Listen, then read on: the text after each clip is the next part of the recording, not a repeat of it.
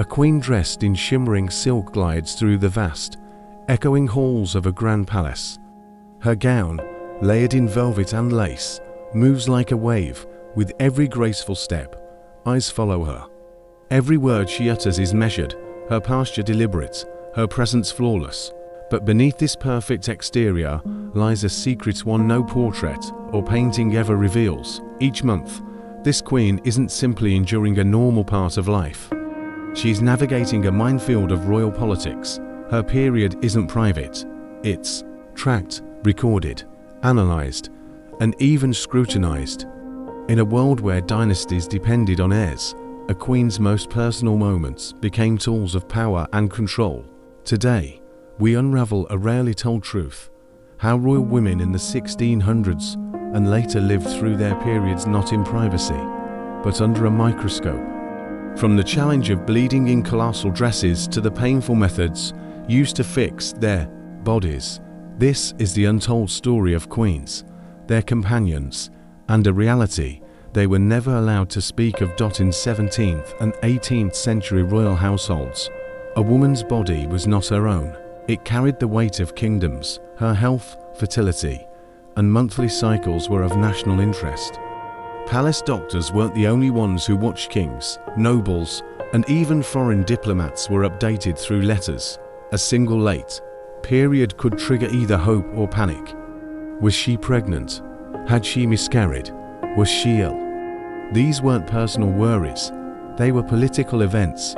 Sometimes entire councils were discreetly informed of a queen's condition through coded messages, crafted by physicians and approved by state officials. Even the dates of royal weddings, peace treaties, and coronations could depend on the rhythm of a queen's cycle.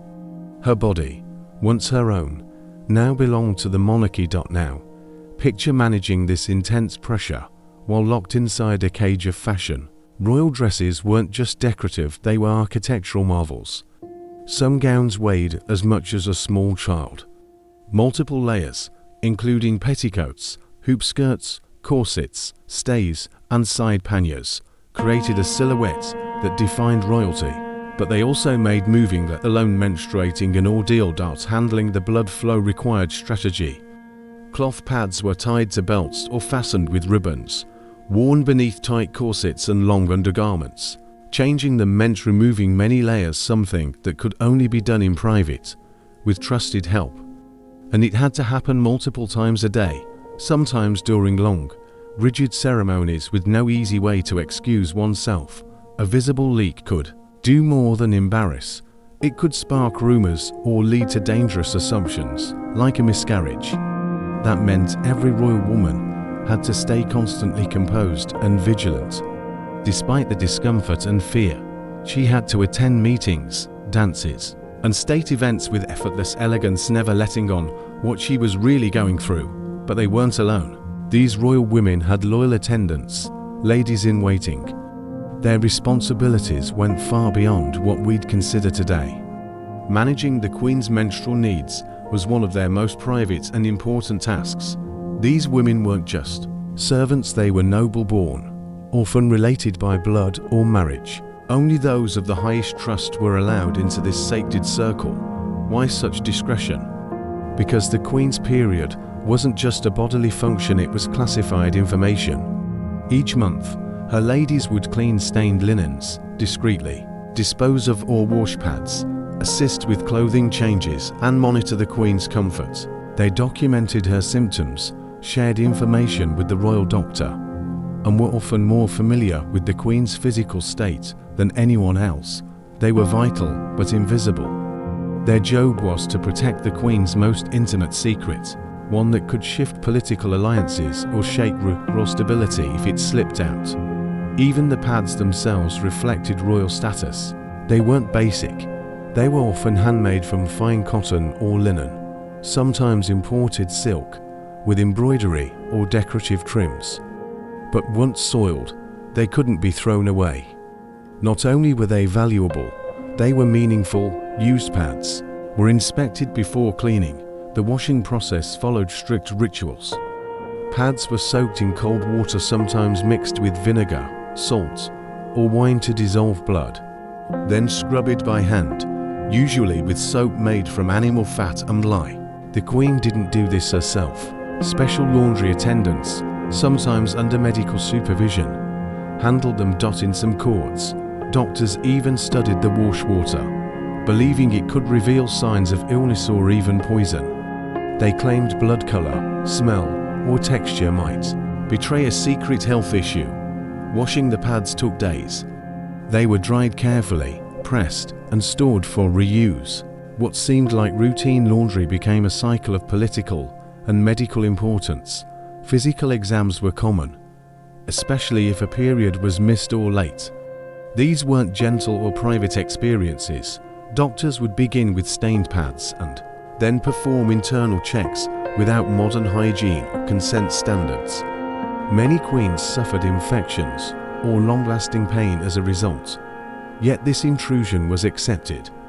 The pressure to conceive overruled all other concerns. Queen Catherine of Braganza, wife of King Charles II of England, endured years of these humiliating exams.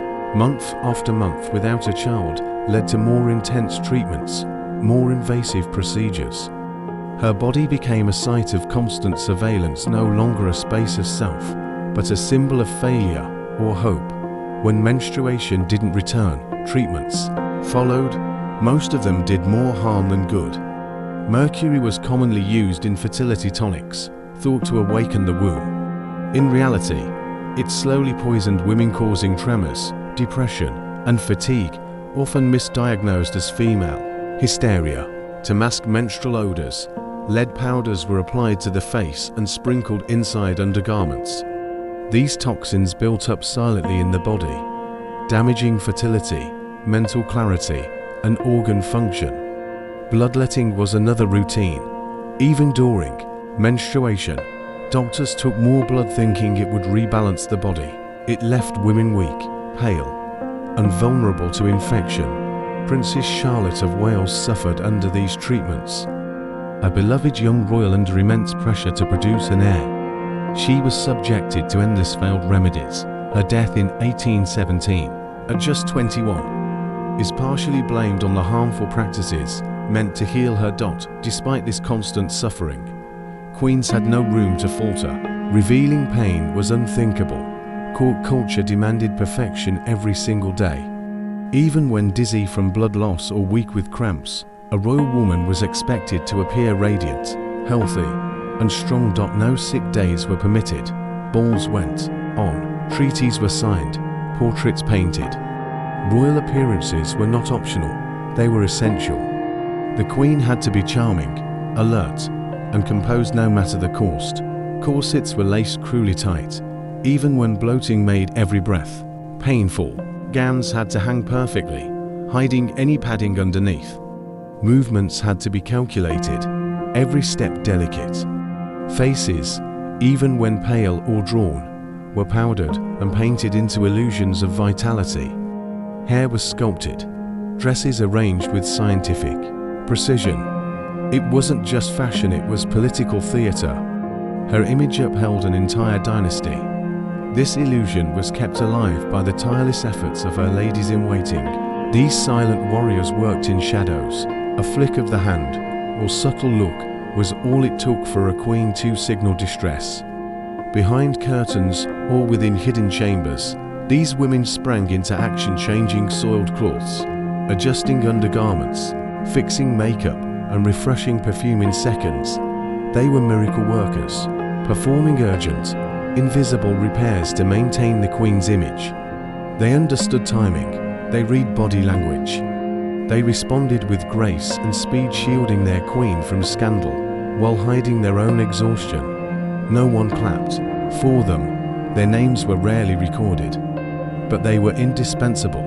History remembers the crowns, jewels, and portraits, but the daily reality was far more human. Behind every regal painting is a woman who bore the immense weight of expectation. Her body, tracked and tested, wasn't just personal, it was political. She couldn't rest, she couldn't protest, and she couldn't control how others interpreted what her body did. But still, she survived. So the next time you see a queen draped in silk, crowned in gold, remember, beneath all that majesty was a woman of extraordinary strength, a woman whose greatest struggle wasn't on a battlefield, but within her own body. Not for glory, but for survival in a world that saw her womb as destiny,